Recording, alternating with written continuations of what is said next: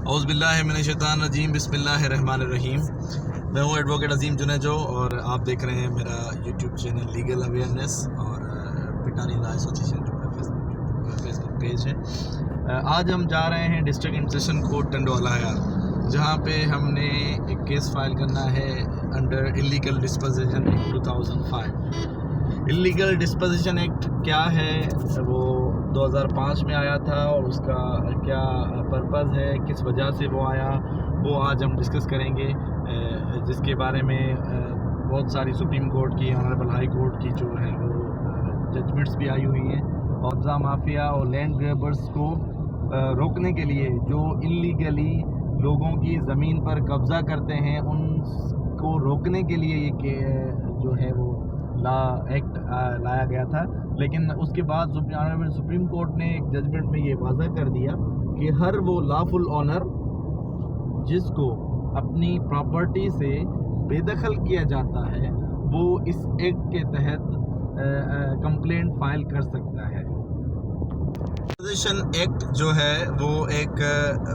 اس کے total 8 section ہیں اور اس میں اس کے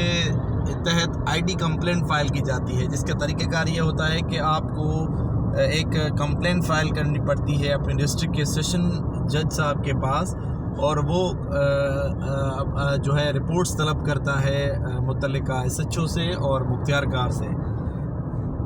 جو کمپلینٹ کے بارے میں۔ پھر جب ودن 15 ڈیز کے اندر ایس ایچ او کو اور مختار کار صاحب کو جو ہے وہ اس پراپرٹی کے حوالے سے رپورٹ سبمٹ کروانی ہوتی ہے، اور جب وہ رپورٹ آ جاتی ہے تو اس کے بعد اگر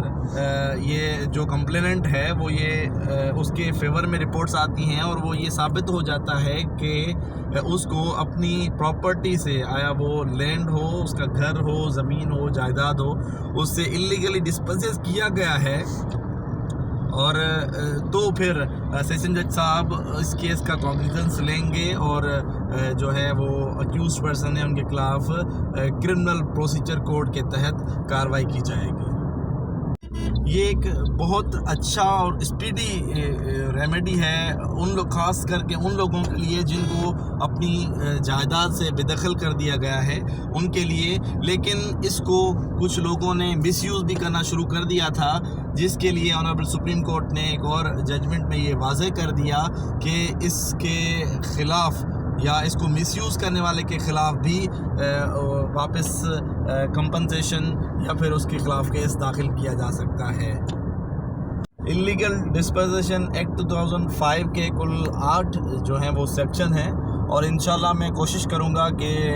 اس ایکٹ کو آپ کے سامنے گوشگزار کروں اور اس کے ایک سیکشن کو اچھی طریقے سے واضح کروں۔ جیسے ہی مجھے ٹائم ملتا ہے تو میں اس ایکٹ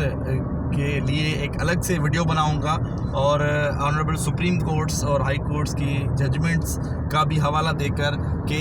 کن کن وجوہات میں، کن کن کیسز میں کیا کیا ڈیسیجن آئے، انشاءاللہ میں جلد ہی اس پر ایک الگ سے ویڈیو بناؤں گا۔